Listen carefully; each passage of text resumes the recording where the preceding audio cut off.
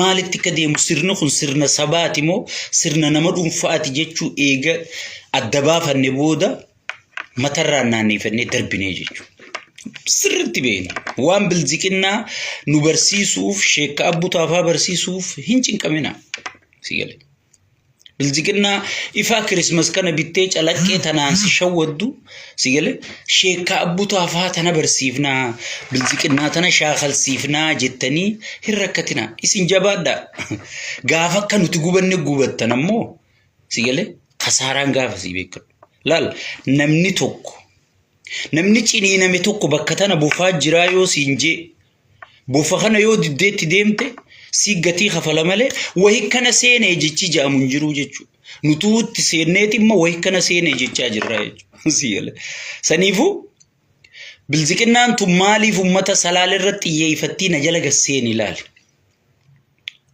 ummata tokko hoggii dhabamsiisuu deemtu mataa isaa ajjeeftaa jechu mataa jechuun hoogganaa isaa ajjeeftaa jechu amma fakkeenyaaf shirrii gaafa abaa'oo jaarrabbaa gadaafa irraa fuudhan deemuu ture dura maal ajjeesan araarsoo wadaa ajjeesan Harargee keessa mul'is abbaa gadaa ajjeesan jaarraa abbaa gadaati akkasitti taphaala godhan olola irratti oofanii buruysoo boruuti akkas godhan ibsaa wadaa narraagaa milkeessaa gadaa narraa lakkaaye hayyoo amma warri Harargee kaniin allakkaa'u kun warra muummicha ministeeraa ta'ee beeki Itoophiyaa miti Afrikaa tana sochoosuu danda'u jechuudha. Harargee tana amma maal qofa waliin dhiisan jawwajjees qofa waliin dhiisanii jechuudha.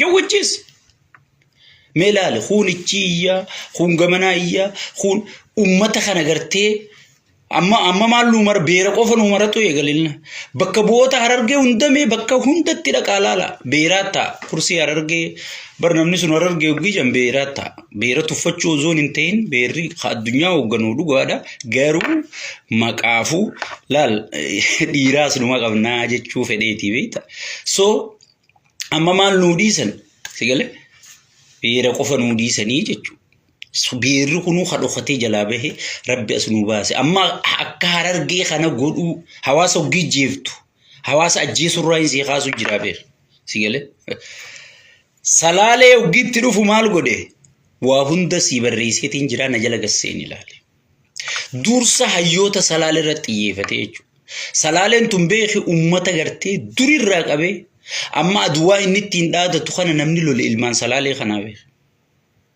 ورّي لولان بيكم ورّي برومسان بيكم ورّي غرتي أتا أبابا بكلاجي ورّي الدنيا إتوبيو مجا أنتانا نمني أومي بيسيسي أمتا خنابه كر بيخي أورومون قبسو إتجاني أورومو خيساو غندا جرا بيكر سيقالي قبسو جي جان غرتي نمو بوتا قبا بوتا تانا إجتانا دام سوداف سيقالي hayyota salaalee xaragee jechuudha. Hayyota salaalee kana maaliif xaragee jettanii yoo dura kan nagaa fattan taate ummanni kun ummata dhugumaan sabboonummaa qabu dura dhaabbachuu turan hanga wanti irraa kaatee hanga taayee danda'etti ummata haqaaf dhaabbatu turan isinii barreesseetiin jira na jala gasseenaa laalaa jechuudha. So eega ummata kana rakkoon ummata salaalee irra geessituun tokkummaa hafuura Oromoo idduutti deebiftee mooraa Oromoo talaafatte tadiigamuu geesse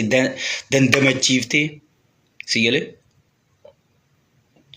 maddi rakkoo teenyaa eenyu tahuu garsiiftee booda sigale waa hedduu deemamaa jira jechuudha. Saniifin irra haala yeroo hojii qabadhee dhufee jechuudha. Maddi rakkoo eenyu feetu jaaladhu feetu jibbi maddi rakkoo as qabichi qabi Abiyyi Ahmad Aliiti jechuudha. Qaallicha biyya bulchu Oromoon tana jala muree fudhachuu qaba.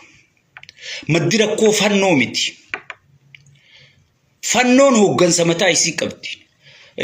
Zamana Kaasee qabdi, Iskandar Naggaa qabdi, Maarree qabdi. Mee fannoon Oromiyaa keessaa nama fitu jirtu tun fannoo eenyuun hoogganamtu? Zamana Kaaseen hoogganamti moo Iskandar Naggaatiin hoogganamti moo narraa lakkaawagaa maqaa Amaaraa kana isinii beeka eenyuun hoogganamti hooggansaa hun qabduu jechuu farasti oor fannoo jechuu kamit dandeessire fannoo warrachi ifiifuu mirga fiitii Amaara keessaa lolachaa jiru kana jechuu kan Tigree wajjii wal ficcisiisee boodarraa harka jalaa fudhate kana jechuu saniifu fanno waan jaamaa kana rabbi sinaafanni sudhiisa abbaan fanno guddaan qaallicha kana jechuudha.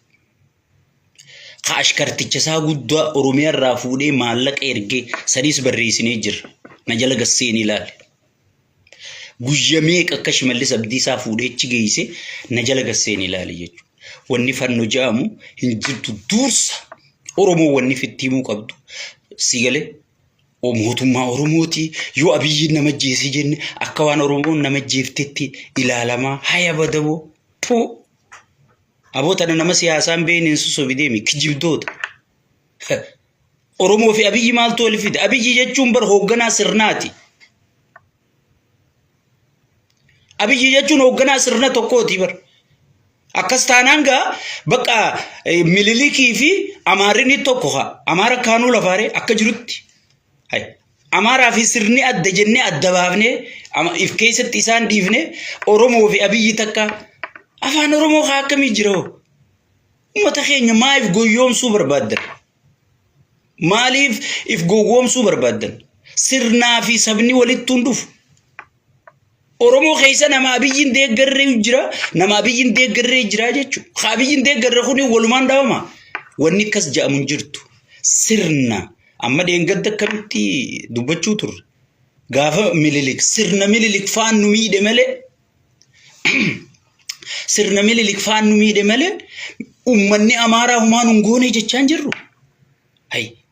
Duuba akkamis sirni Abiyyi ka Oromoo ta'e ka Mililik Amaaraa ta'u ifiifuu ka Mililik kun beeki akka isatti Amaaraa fayyadan jiru ifiifuu sirna kana yoo ummanni Amaaraa bakka bu'a jaame sirna Mililikii turra tartiiba qaba. Mee sirni Oromoo sirni Abiyyi maaliin Oromoo bakka bu'a? Afaan Oromoo afaan federaalaa godhe. Finfinnee magaalaa guddittii godhe. Gaafii bu'uuraalee Oromoon qabdu tam takka deebise. Naayim shawshawii gartee irricha gartee naggaadee ijoolleen shawaatu namma durriyyeen gartee Shimallis barandaa jalaa guuree tujjaarumse tun sigalee tanaatu huccuu aadaa gurgurachuudhaaf tana daldala irricha oofaa jira malee mee gaafiin Oromoon qabdu tamtu deebi. Bar Mililik irraa Amaara bakka bu'u jennee mormu jirru kun afaan Amaaraa aadaa Amaaraa sigalee Amaara fuudhee magaala galchee diinagdee dhaalchisuudhaan barumsa kennuufi sirna biyyattii sana akka isaan irratti haga irraa ijaaramu godhee bar Mililik. Kunuu Amaara bakka bu'u jechaa jira. Mee namicha Oromoo fixu jiru, namicha Oromoo buqqisu jiru, namicha Oromoo walirra jaaree beekaa Oromoo hunda damage godhee daaraa godhee sigalee seenaa Oromoo hunda hiddaan buqqisee darbu jiru sirni isaa Oromoo bakka bu'aa sigalee. Boo namni isin koof la goggogi.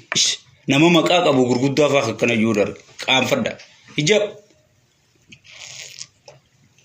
yoo nama tokkorraa jibbaa qabaatan yoo jara mootummaa mormu kanarraa takka Jawaar Mohaammed takka Marroo takka abbaa fedhe haa ta'u yoo warra mormu kanarraa takka Mararraa takka Daawwidirraa jibbaa qabaatan sigalee siistamaan bira hucciisuu dandeessan sigalee siistamaan jara dura dhaabbachuu dandeessan jechuudha. Sigalee siistamaan jara dura dhaabbachuu dandeessan malee sirni kun sirna Oromooti sirni kun sirna Maarreeti sirnummaan sababa akka bu'u jiru. Ameerikaa guddoo tanatti bulchiinsa Obaamaa, bulchiinsa Baayiden, bulchiinsa Tiraamp jedhanii adda baasan sigalee. Maaliif bulchiinsa Ameerikaan jenne waliin qabani? Bulchiinsi tokko yeroo hundaa'u bakka hiree harkanne tan maal harkanne tana jedha. Hiree akka biyyattitti harkanne malee Oromoon kophatti waan dhabe malee waan harkate hin qabu jechuudha. Sigalee. Tanuma dheengaddaa tana fudhadhu TPLF. Gaafa TPLF nu fixu Oromoon maaliif hojii ummanni Tigree maaliif waliin ummata hin dhaabbatin?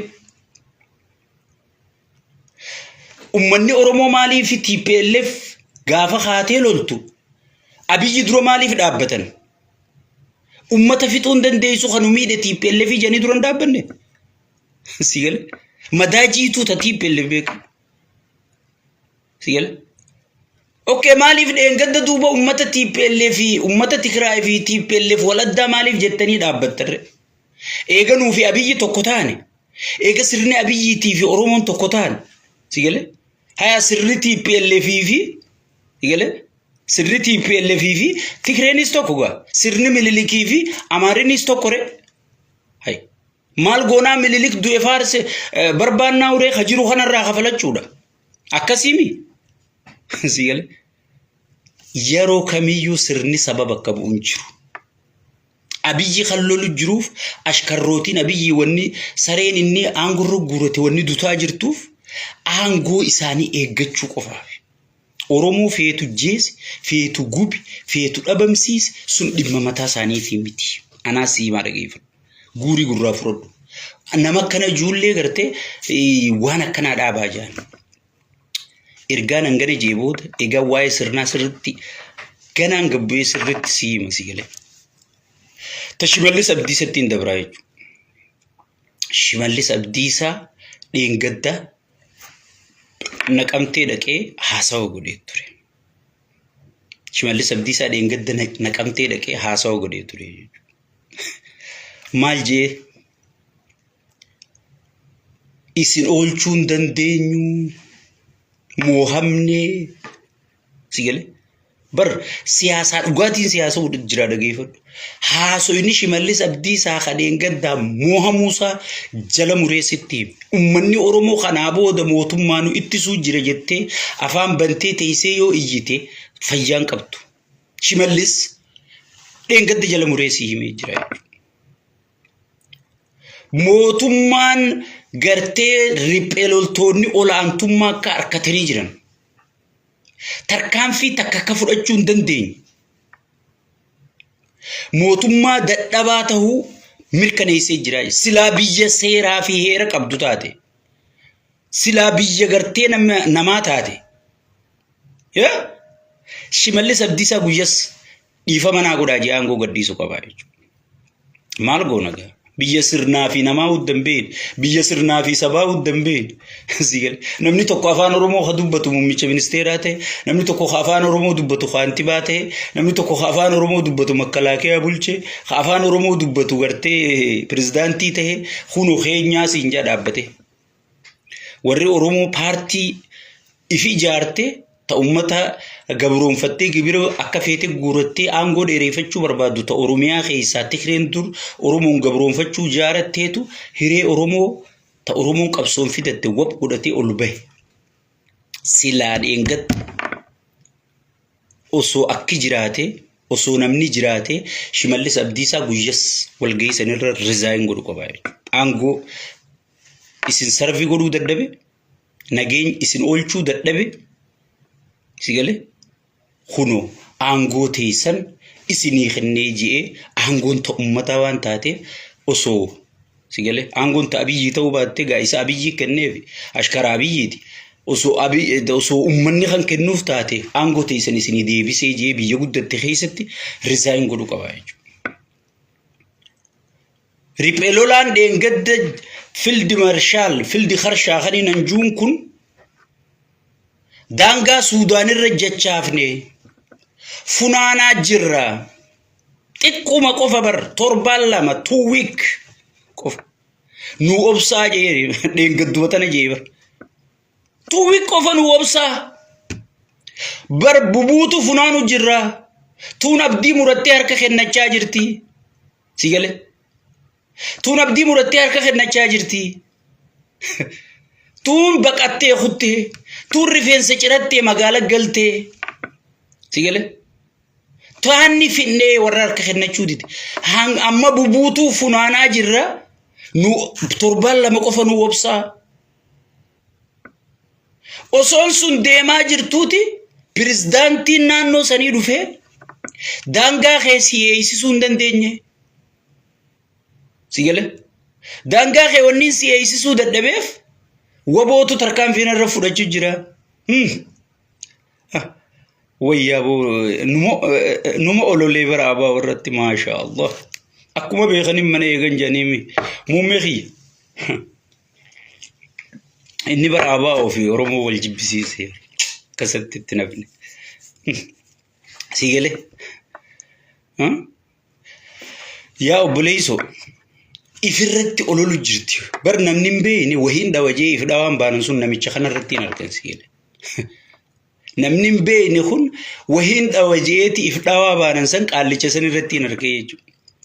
Wanni si eeguu dadhabeef, wanni si tiisuu dadhabeef, waboon nurra jabaatee waraana kiyyarra jabaatee dhaa godhee gahooni nana siiniin dhawajee achiin dhaqee hayi. Waboon deenganta dhabamin jettu. Garii abdii murattee harka kennachuu jirtin jettu. Tuun mataa addattee magaala galteen jettu. Hangi hafetuun baqattee daangaa Suudaan irra galteen jettu. Eessaa dhuftee lafa dila lakkooyte san keessatti abaawwan sochiisi dhorge. Kana aangurra guuratee jechuudha. Harree guddaan harree xiqqaasii galee kana aangurra guuratee jala ta'a. Hundi isa waaqeffatan. Walaa muslima jettamu, walaa kiristaana jettamu dura osoon masgiida hin dhayne takka cherchii hin dhayne dura isaaf sagadan dhaqan. Waan akkanaa tana qofa aangurra guurate jechuudha. Waan gartee dubbiin tun dhiiroo boru na qabdi. Dhiiroo dubbiin tun boru warra riphee lolaa kanaa ol kaafti. Dhiiroo dheengadda maal haasofne bar paartii hoggii qaallichi huunichi hattuuni dhabamsiifna jiru huun asii hanna qopheessa. Sigale maraataan wantarra beeti qaallichi hoogganaan attichaa guddaan. Sigale federaala keessa taa'e kayyumas baranne tija. Sigale huun asii hanna ala mijjeessi. Bar waluu quban qabdu. Fildi harshaan asii bubuutuu dhabamsiisu jirraatuun magaala galtee tuun baqatte siinja. Pirezidaantiin khayfiin juu ashkarticha asiin dhufeeti sigale. Ashkarticha asiin dhufeeti bakka nageenya kee eeguun danda'anii akka rabbi si godhe ta'ii jechaa jira. Sigale akka rabbi si godhe ta'ii kun moohamuu caphuu sigale xaragamuu teenyaafuu gartee lubbuu waraanaan if eeguu jirra malee nuti waraana uummata guutuu kanaan eenyu daangaan kabachiisu hin qabu isiniin jee jira jechuudha. Antanaafin gurbaa kana miskiina kun nyaatee dhuunaan farsoosa harkannaa hirribaa hun ka'u hanga qaallichi dawwalee hirribaa kaasu tanaafin namicha kana irra laalinaa jara kana sirriitti hin beekan sigale hirrakkisinaa wanniin juuf nuti waa wal beeynuu fi hirrakkisinaa dhiisaa yoo rabbi isin dandeessise qabsoo teessan karuma ooftaniin oofaa wanniin isiniin juuf tanaa jechuudha sigale saniifu yaa Oromootii yaa ummata kiyya kabajama mootummaan daangaa keessii kabachiisu hin jiru. Durriyyee gartee wal ijaartee humnaa ol aangoon itti kennamte. Beeka aangoon tun beekumsa laalammaan herrega ni beeytaan. Ijoollee kutaa 4 qaraatu herrega kutaa 7 kutaa 8 yoo itti kennite ni dalaydi mataan bich taa jechuu sammuun dalaguun dandeessu jechuudha. Warra kutaa takka wayyaaneen kutaa takkarra keesseetu dhufee kutaa 7 qormaata fudhatee jechuudha. Isinii himaa jira ayyoonni. Isinii himaa jira. Wannimma isaan dhiibantu waan ummata bar paarkii ijaaree ummata dhumu jiruun koottaa keessa dannasaa jiruun namni dannasuufuu nyaata nyaachuu qabaame. Nyaata nyaachuuf nageenya qabaachuu baramma yoo buna kana dhaabbadhee dhuguudhaaf. Dura yoo lolli as jiraate yoo nageenyi jiraate buna kana darbeetiin takkaa lola kanaan seenaa takkaa lubbuutiyyaan baafadhaa bar. Bunuma kana dhuguudhaaf akka fiqqabee akkana dhuguudhaaf nageenyi eeriyaa kana jiraachuu qabaa. Paarkuma san keessaa dubra amaaraa kana geessanii taphachiisuuf warrummaan isaanii hagaraa gurguddaa kunu nageenyi jiraachuu qabaa bar. Sigale biyya footoon bultu. Caljaanii yoo midhaan tokko bireedaa harkanis dhaabaa makiinaasitti waraana gamaa gamanaaf naqaniiti footoo kan kunoo misooma Itoophiyaa Ameerikatti ciyaas dhaadate gargaarsa keen barbaan maarree gargaarsarraa bilisa ta'e dhaloota gargaarsarraa bilisa ta'e dhaluu si haa kutu akka Oromoo dhaluu kuttetti sigale. Kana jeeti sirna kana biyya footoon geggeeffamtu keessa uummanni keenya dararamaa jira jechuudha. Saniifu pirezidaantii wanni isin ganaa sigale ganaa pirezidaanticha homattan hin jirtu pirezidaantiin isin hime afaan siyaasaatiin isin himee jira sigale. Bakka maalii fi narra beekamtumaaf teebilii tumeetuma gartee ni buqqifna maarree jaamalee ni maali maan buqqisin amma dura. dhiirti duraan isiniin ta'eedhaa seentee bari hin danda'amtu dadhabne eega gidaa miidhooyne buraayyuun nu jala dhuftee bakka harka kennine sigale harka kennine gartee isaanii wajji haasa'uu qofa sigale beeki dipiloomaasiin nama injifachuunis injifannoo jedhama sigale saniifu ummanni keenya kanaa booda wanni isin gartee mootummaa nu tiiksi mootummaa daangaa keenya nu eegi mootummaa gartee rabbii jii nu dhagahi jettan kanaa booda gaa namni mataa qabu ni jira natti hin fakkaattu jechuudha. Eegaan tanaan gana jeeboota tanuma riphee lolaa tana keessatti fannoon hoggii dhuftee nu loltu mootu shanee dhawaa je hidhannoo wal jijjiire hidhannoo guuttiifii je bar wohuma nuti saaxilaa jirru karaa sanii jijjiirrachuu barbaada. Hidhannoo miliyoona meeqa fuudhee geessee mee barrumaan an barreessisan na jala gasseenaa laala footoo OBN irraa fudhan mee laala nuti beeki seenaaf iskiriinshot godhanne kaan tiim qabrichoo jechuun kun safaataa sitti hin fakkaatin biljiqinnaa tan nu godhaabe bar siistama dalagaa nuti dalee bar waan biljiqinnaan gooturratti diliisan firraa toobachuu jirra bar nuti wanni uummata Oromootti iyyuu jiru sigale tanaafin Anjaawar Mahammadii waan kana sii fidee firraa toobadhu wanni injuuf maal antiyyaa gama xiyyaa hangaan garte at least yoo xiqqaate nam 10 kaniin biljiqinnaa fudhachiise sanillee yaa rabbi na araarame jee toobachuu jira dhugaa Oromoo galchee sigale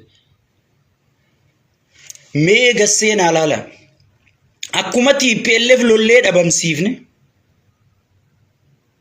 hidhabamsiisan moo dhabamsiifne san uummata Oromootiif hindiis deebi akkuma TPLF lollee dhabamsiifne waliin lollee shanees dhabamsiifnaa jedhanii Shimallis Abdiisaatii fi pirezidaantii naannoo Amaaraa waliin farraman. OBN irraa footoo poosti godhee peejuma kiyya jala gasseen ilaali sigale kafannoo akka hidhattu godhe kafannoo leenjise itti aanaa muummicha ministeera